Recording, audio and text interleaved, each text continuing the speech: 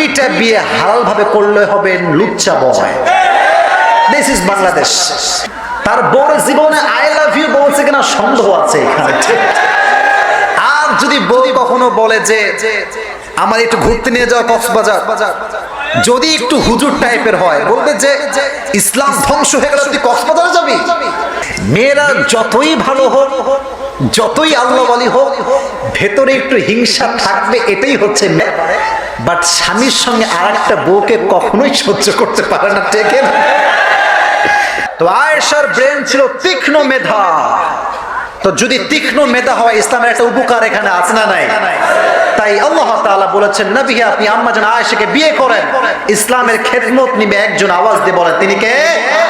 তাহলে কারণ পেলাম তিনটা, জোরে বলেন কয়টা?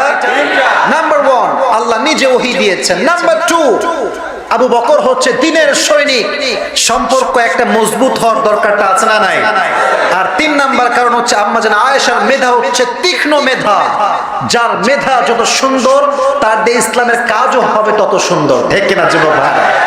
তো এবার বিয়ে হয়ে গেল, এবার তারা ভিডিওটা ভালো লাগলে একটা লাইক, কমেন্ট, সাবস্ক্রাইব করে দিয়েন।